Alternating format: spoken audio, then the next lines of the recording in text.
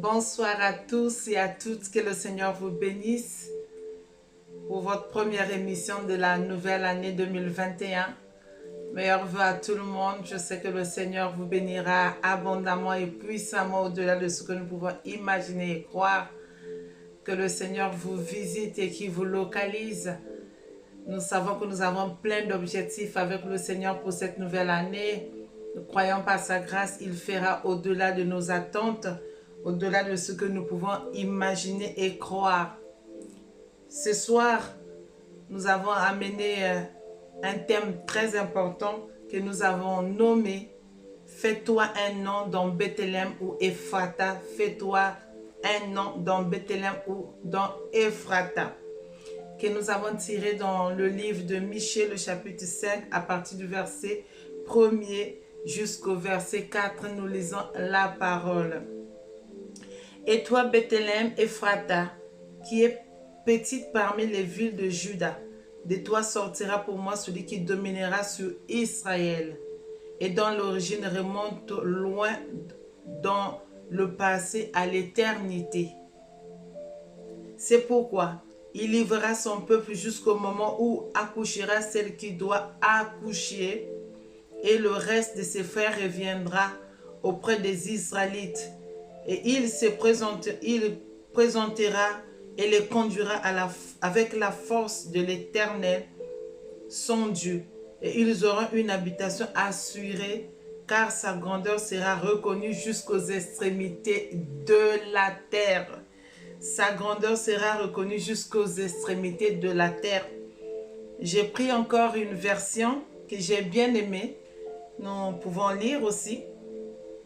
Et toi, Bethléem, terre de Juda, tu n'es certes pas le dernier parmi les chefs-lieux de Juda, car de toi sortira un chef qui sera berger de mon peuple d'Israël. Parole du Seigneur. Le Seigneur parle à Bethléem. Il dit, et toi, Bethléem, terre de Juda, tu n'es certes pas le dernier parmi les chefs-lieux de Juda. Le Seigneur vient parler parmi les chefs-lieux de Juda, au travers de son serviteur, le prophète Michée. Le Seigneur rappelle à la population de Bethléem. Le Seigneur rappelle au peuple de Bethléem. Disons à ce peuple qu'ils n'étaient pas les moindres parmi les chefs-lieux de Juda. Que Bethléem n'était pas le moindre. Bethléem n'était pas le moins déconsidéré. Bethléem n'était pas déshonoré ni déconsidéré. Bethléem n'était pas le plus méprisé ni le plus dénigré. Et Dieu vient rappeler cela à Bethléem. Certainement que Bethléem se méprisait. Et les hommes méprisaient Bethléem comme les hommes te méprisent. Ce soir, je viens te dire au travers de cette parole que tu n'es certainement pas le moindre. Le Seigneur te parle ce soir parce qu'il sait que tu n'es pas le moindre. Parmi le peuple, parmi les 7 milliards d'habitants sur la terre, le Seigneur vient te rappeler que tu n'es pas le moindre. Tu n'es pas la moindre des personnes. Tu n'es pas la plus dénigrée de toutes les personnes. Tu n'es pas la méprisée de toutes les personnes. Le Seigneur te dit, tu n'es pas la réduite de toutes les personnes, ni la risée de toutes les personnes. Le Seigneur vient te rappeler, tu n'es pas la diminuée de toutes les personnes, ni la discréditée de toutes les personnes. Il veut te rappeler cette parole pour que tu saches de toutes les personnes de ta famille, de toutes les personnes de ta génération, de toutes les personnes de ton environnement. Tu n'es certainement pas le moindre. Tu n'es pas le plus petit. C'est pourquoi il vient te rappeler. Parce que Bethléem commençait à oublier ce qu'il était. Bethléem oubliait la promesse de Dieu. Bethléem avait la promesse de Dieu. Parce que c'est à Bethléem que David est né. Dieu nous montre que David est né à Bethléem. Et c'est à Bethléem que David avait manifesté la gloire de Dieu. Que c'est à Bethléem qu'il avait donné la promesse. Et la Bible nous dit que Jésus-Christ est le rejeton de David. Le rejeton de David qui veut dire simplement la nouvelle pousse produite par la souche. Que Jésus-Christ était la nouvelle pousse, la nouvelle plante produite par la souche, parce que Dieu avait donné une promesse à David. Il avait dit à David que son trône allait demeurer éternellement. Et cette nouvelle plante, cette nouvelle pousse qui allait demeurer, qui allait continuer l'œuvre que David avait commencée. Et cette nouvelle plante, c'est Jésus-Christ qui est appelé le rejeton de David. C'est pourquoi Dieu voulait rappeler à Bethléem, il voulait rappeler à tous les habitants de Bethléem qu'ils n'étaient pas les moindres. Ce soir, tu n'es pas la moindre des personnes. Ce soir, tu n'es pas la plus déconsidérée des personnes. Ce soir, tu n'es pas la personne la plus difficile ou la plus qui vit des situations difficiles. Quand tu poseras la question à tes frères et sœurs, il y en a d'autres qui vivent peut-être pire que ce que tu vis. Tu n'es pas la moindre. Et le Seigneur ne veut pas que tu sois déconsidéré. C'est dans Bethléem que Jacob a enterré sa femme Rachel. C'est aussi à Bethléem que les mages sont venus voir le roi Hérode, puisqu'ils étaient en train de suivre l'étoile de l'Orient. Et ils étaient arrivés jusqu'à Bethléem pour chercher là où était en train de briller l'étoile brillante du matin. Jésus-Christ qui venait de naître. La Bible dit que lorsqu'ils ont suivi l'étoile, ils sont arrivés jusque là où était le Fils Jésus. Et quand ils ont vu le Fils Jésus, ils se sont prosternés. Ils ont donné des offrandes et tout ce qu'ils avaient. Hérode attendait. Il attendait que le mage revienne vers lui. Et le mage s'était détourné d'Hérode. Hérode dans la colère. Il a été rempli de haine et de colère. Il a été tué tous les enfants innocents. Et ce soir, je suis venu te dire, même quand Hérode sera dans toute sa colère pour vouloir tuer tous les enfants, la Bible nous dit que sur toi, le Seigneur permettra qu'il puisse luire la gloire de Dieu. Parce que le Seigneur va te protéger pour que Hérode ne te trouve pas. Pour que Hérode ne te fasse pas aussi de mal. Pour que Hérode ne te trouve pas. Comme il a cherché le Fils Jésus, il n'a pas trouvé le Fils Jésus. Il voulait que Hérode, il voulait que les mages qui allaient retourner vers lui, qu'ils retournent vers le Fils Jésus pour le tuer. Mais le Seigneur avait préservé le Fils Jésus parce que le Seigneur savait que Jésus avait une grande œuvre à accomplir. Comme toi, tu as une grande œuvre à accomplir. Comme mon frère a une grande œuvre à accomplir. Comme ma mère a une grande œuvre à accomplir. Comme mon fils a une grande œuvre à accomplir. Comme ma fille a une grande œuvre à accomplir. Et nous avons une grande œuvre à accomplir. C'est pourquoi il dit, tu es parmi les plus petites de toute la contrée, mais de toi sortira des grands chefs. Et le Seigneur te certifie que c'est de toi sortira des grands chefs. Le Seigneur veut que tu puisses te valoriser parce qu'il sait, c'est de toi sortira ces grands chefs. Bethléem veut encore dire, Bethléem veut encore dire Ephrata, ou maison de fécondité ou terre de fécondité. C'est là où il y avait le pain. Et le Seigneur est le pain de la vie. Le Seigneur qui est le pain de la vie, qui sait donner du pain à ses enfants. Et la Bible nous dit qu'il nous donne du pain quotidien. Il pouvait multiplier le pain. Il te dit aujourd'hui que tu es cette ville, terre bénie de Dieu. Tu es la terre bénie de Dieu. Et sur cette terre, il y a la fécondité. Sur cette terre, il y a la sémence de Dieu. Et il aimerait arroser cette sémence au travers de la parole qui va permettre à ce que cette parole puisse germer pour que tu puisses produire des fruits qui vont amener le changement de ta vie. Tu es Bethléem. La Bible dit, Dieu permettra à ce que tu te fasses un nom à Bethléem ou à Ephrata, parce que le Seigneur sait, il y a le meilleur qu'il a mis en toi et il veut que ce meilleur puisse germer pour que tu puisses accomplir des grandes choses et des grandes réalisations selon les promesses que le Seigneur a mis en toi. Le Seigneur t'a donné selon des grâces, selon des faveurs, selon sa visitation, selon tout ce qu'il a donné comme héritage en toi.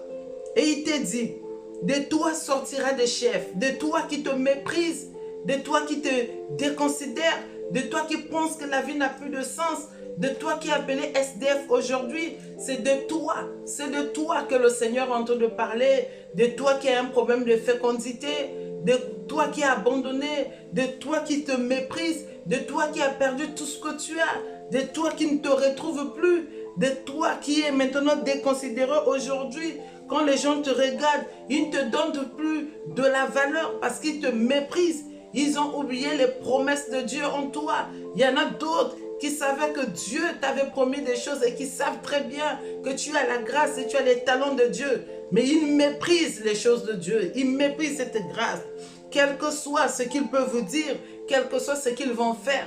Et si que le Seigneur permettra que cette grâce puisse s'exploser parce que le Seigneur est bon. Parce que le Seigneur est puissant et il est fidèle dans ta parole. C'est de toi que je suis en train de parler. De toi qui te dis aujourd'hui tu es orpheline de père et mère. De toi qui te dis tu es orphelin. De toi qui te dis tu n'as plus de lueur. De toi qui vois ta destinée qui n'a plus de lueur. De toi qui te pose des milliers de questions. De toi qui es emprisonné injustement. C'est toi qui es aussi en prison parce que tu as été déclaré coupable et le Seigneur vient te parler. Il veut changer ton nom. Il dit, fais-toi un nom dans Bethléem ou dans Ephrata. Bethléem ou dans Ephrata. Il veut que tu te fasses un nom de là où tu es. Fais-toi un nom parce que le Seigneur aimerait à partir du nom que tu changes ta vision, que tu changes ta façon de voir les choses, que tu changes ta manière de te tenir, que tu changes ta manière de te considérer parce que tu es appelé ville de pain, parce que tu as la promesse de Dieu et le Seigneur aimerait au travers de cette promesse, au travers de la parole de Dieu, que cette parole de Dieu fasse du bien et qu'il puisse germer des grâces et des talents dans ta vie parce que tu en as.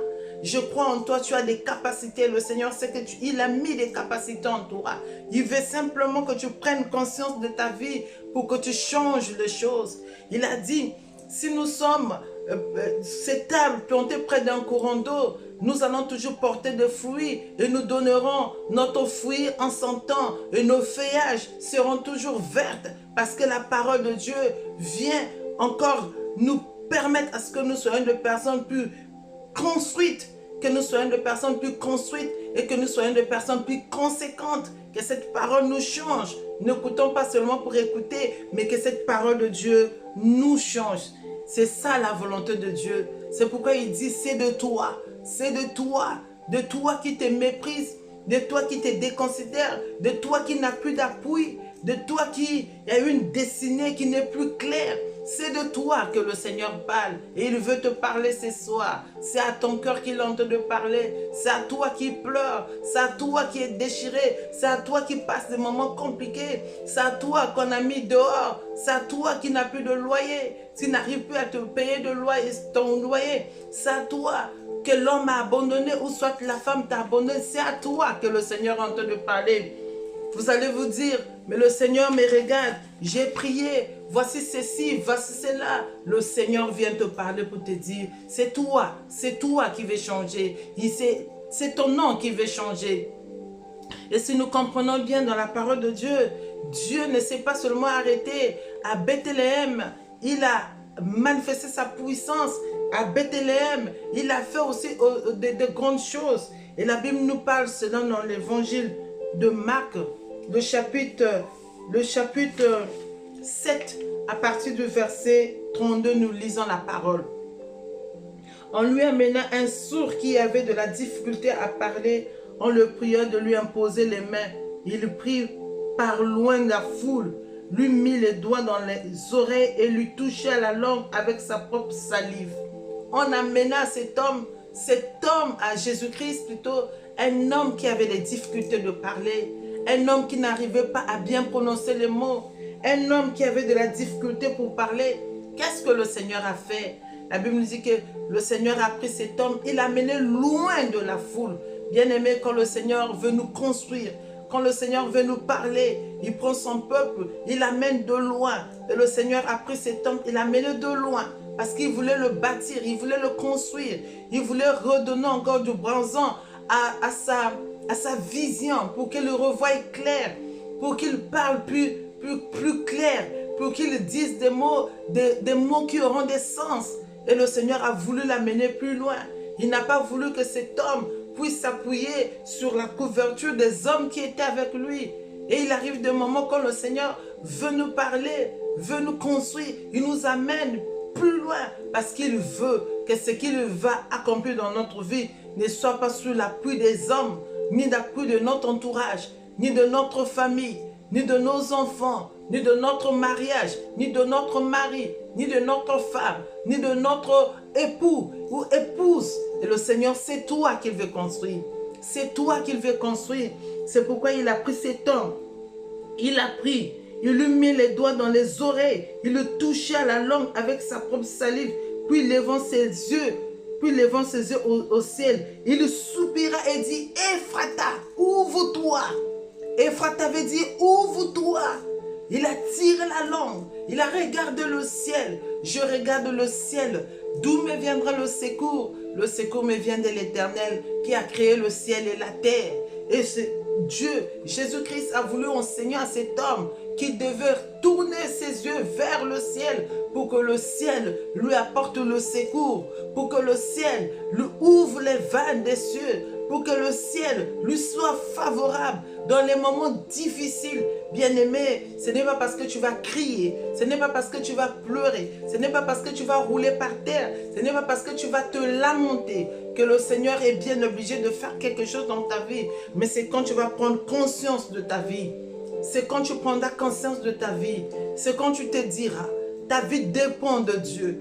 Ta vie dépend de Dieu. Et tu tourneras tes yeux vers le ciel et tu crieras vers le ciel. C'est dans la prière que nous avons des victoires. C'est dans la prière que nous pouvons remporter des victoires. C'est dans la prière que nous pouvons aller de l'avant. C'est dans la prière que nous pouvons progresser. C'est dans la prière que nous avons toutes choses. Et le Seigneur voulait que cet homme regarde à Jésus et qu'il regarde à l'œuvre de la croix. Comme ce soir, le Seigneur veut que tu regardes à Jésus, que tu regardes à l'œuvre de la croix, que tu regardes à ce qu'il est capable de faire, que tu regardes au miracle que Jésus est capable d'accomplir dans ta vie. Il a pris cet homme, il l'a mené de loin, il a dit, Ephrata, ouvre-toi, ouvre-toi ma fille, ouvre-toi mon fils, ouvre-toi, construis ta vie, ouvre-toi. Ouvre-toi. Le Seigneur veut se focaliser sur toi. Il veut que tu puisses t'ouvrir. Il veut que tu puisses te t'épanouir. Il veut que tu sortes de l'anxiété. Il veut que tu te construises. Il veut que tu voies plus loin que ce que tu vois. Il veut créer quelque chose de merveilleux dans ta vie. Il veut t'amener à la visibilité. Que tu te retrouves dans cette visibilité. Il veut que tu prennes ta vie en main et tes progrès seront évidents. Il veut que tu te construises. Il dit Ephrata. Ephrata, toi qui n'arrives pas à comprendre jusqu'à ce jour. Ephrata, ouvre-toi. Ouvre-toi. Ouvre-toi. Et le Seigneur a voulu le dire à cet homme. Et lorsqu'il a crié, la Bible dit, cet homme commença à parler. Bien-aimé, que tu sois timide. Le Seigneur voudra que Ephrata s'ouvre en toi, afin que toi qui es timide, que tu commences à parler, que tu commences à élever Dieu, que tu témoignes la gloire de Dieu, que tu témoignes la puissance de Dieu, parce que Dieu va ouvrir ta bouche. Il permettra que tu parles normalement, parce qu'il veut te multiplier. Il veut que ta langue se délie. Il veut accomplir des grandes choses. Il veut que ta destinée soit évidente et que tu puisses avoir de la lueur dans ce que tu fais. C'est pourquoi il a dit à cet homme, il a touché la langue, il a tiré. Il voulait que cette personne nous parle. Et il permettra que tu parles. Il permettra que tu témoignes. Bien-aimé, si tu es accroché à la parole de Dieu, c'est les témoignages de Dieu qui iront vers toi. C'est les témoignages de Dieu qui vont te suivre. Il a dit lui-même dans sa parole que les témoignages nous accompagneront. Les témoignages nous accompagnent lorsque nous avons cru, lorsque nous avons compris, lorsque nous avons fait le tour de la table et nous avons compris où est-ce que nous avons failli, qu'est-ce que nous avons fait, qu'est-ce que nous devons plus faire que nous n'avons pas fait. Il ne s'agit pas seulement de jeter les pierres, mais il s'agit aussi de les ramasser. Il s'agit aussi de revoir sa vie. Quelles sont les erreurs de notre vie? Qu'est-ce que nous n'avons pas pu faire? Qu'est-ce qu'on devait faire? Qu'est-ce qui est fait? Que je sois rejeté de telle personne. Qu'est-ce qui est fait pour que je ne réussisse pas? Qu'est-ce qui est fait que je ne puisse pas avoir telle chose? Bien-aimé, ce que tu cherches est entre tes mains. Le bonheur n'est pas loin, mais le bonheur est entre tes mains. Ne cherche pas le bonheur ailleurs, parce que le bonheur est entre tes mains. Et le bonheur, c'est Christ.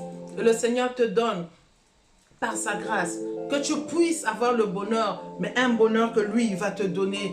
Un bonheur qui ne sera pas un bonheur accablé par l'adversité. En dépit de toutes choses, que l'adversité soit là, que l'adversité puisse étouffer ton étoile, étouffer ton nom. Et le Seigneur veut que tu t'élèves. Et il a dit ceci, ton nom sera reconnu dans toutes les extrémités de la terre. Comme Christ a amené le nom de David jusqu'aux extrémités de la terre. Et aujourd'hui, nous parlons de Christ de partout. Pourquoi? Parce qu'il a su prendre les choses. Il a mené les choses de l'avant. Parce que Dieu lui a dit, de toi sortira des chefs. Et je crois en toi. Je sais que de toi sortira de grandes choses. De toi sortira de grandes réalisations. Je puis voir des hommes d'affaires, des femmes pleines d'ambition. Dieu peut voir, Dieu réaliser de grandes choses dans vos vies.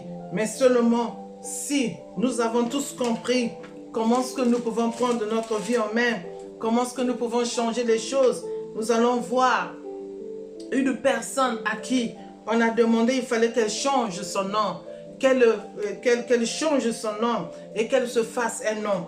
Qu'elle se fasse un nom dans Ephrata. Cette personne, c'est Ruth. Nous allons lire dans le livre de Ruth, le chapitre 4, à partir du verset 11, nous dit la parole. Dieu dit, au travers de ses serviteurs, des anciens, et Dieu parle au travers de ces hommes qui ne pouvaient pas auparavant parler de bonnes choses à l'égard de Ruth. Ruth, c'était une Moabite. Ruth, c'était une personne qui était déconsidérée. Ruth avait était méprisée.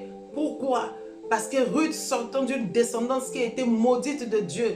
C'était même pas des sorciers, c'était même pas une malédiction de sa famille, mais elle est sortie d'une malédiction ancestrale. Et le Seigneur a voulu, lui qui avait infligé cette malédiction sur Ruth, le Seigneur a permis, par le caractère de Ruth, par la décision de Ruth, le Seigneur a changé son langage.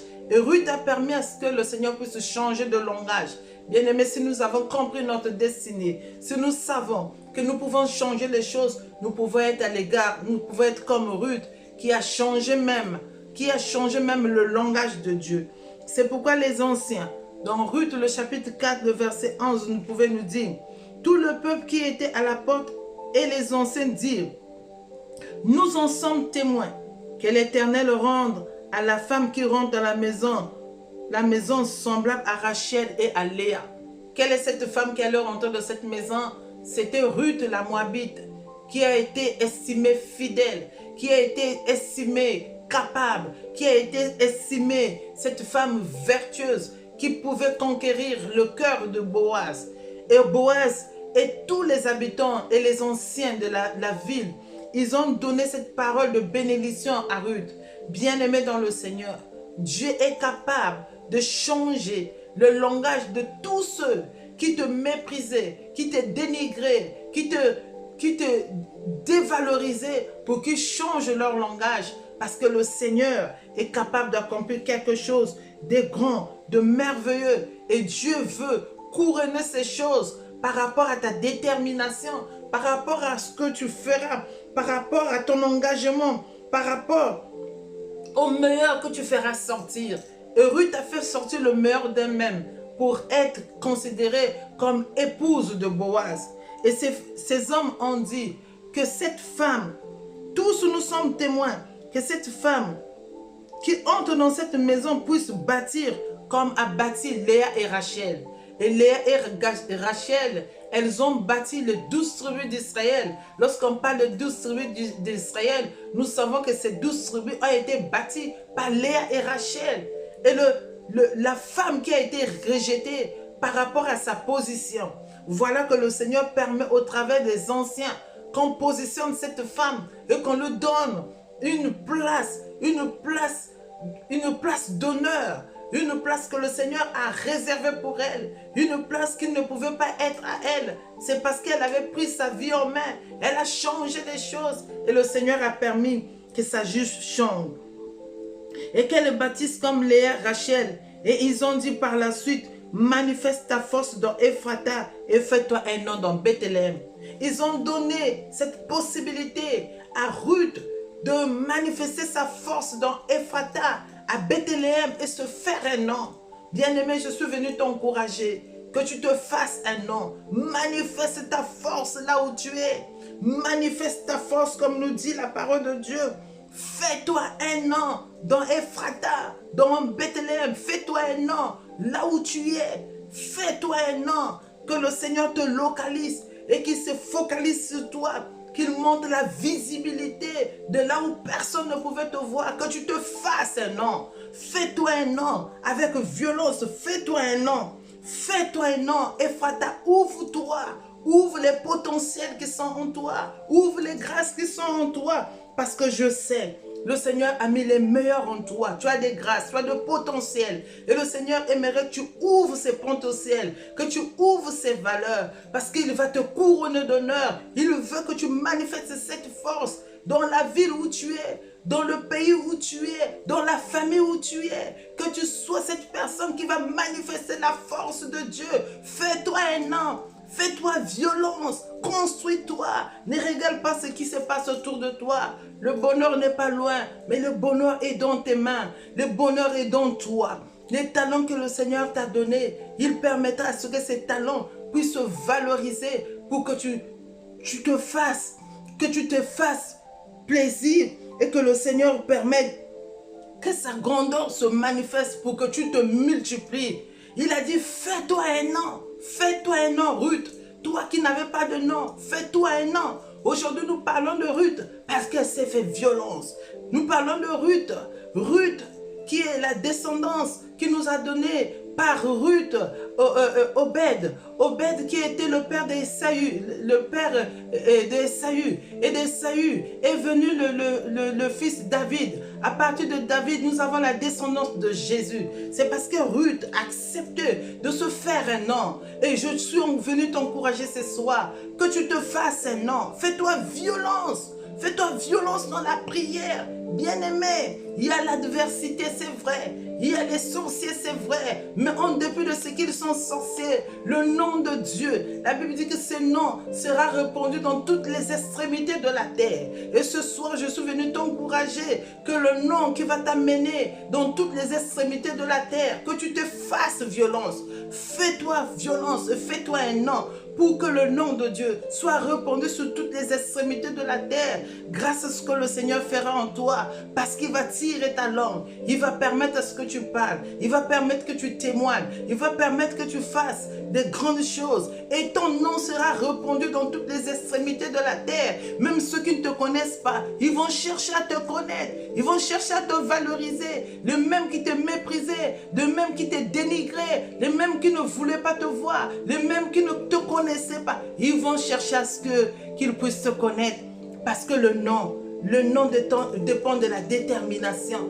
Le nom dépend de la volonté que nous avons. Le nom dépendant de la volonté que tu mettras. Le nom dépendant de la manière dont tu vas t'ouvrir, de la manière dont tu vas t'épanouir, de la manière dont tu vas te construire, de la manière dont le Seigneur va te localiser, te focaliser pour que ces grandes choses se réalisent.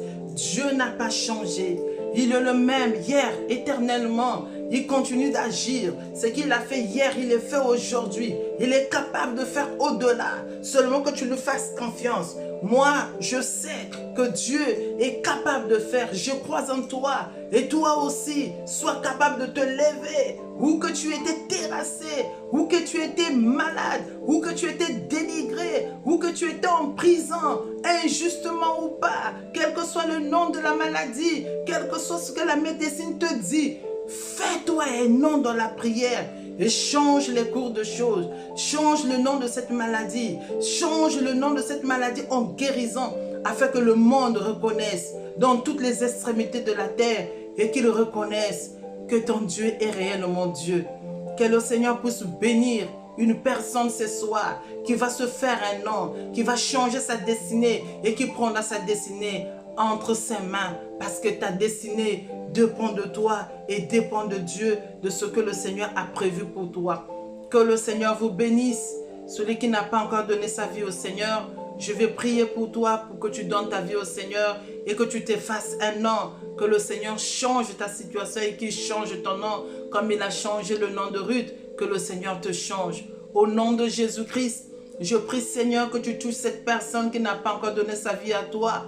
Et que ce soir, Seigneur, que tu changes sa vie, que tu changes sa destinée, qu'il te connaisse et qu'il t'accepte comme son Seigneur et son Sauveur personnel au nom de Jésus. Je veux prier pour vous qui avez écouté la parole de Dieu. Que la parole de Dieu fasse du bien dans vos âmes, dans vos vies. Que vos vies soient restaurées et que vous soyez restaurés dans le nom de Jésus.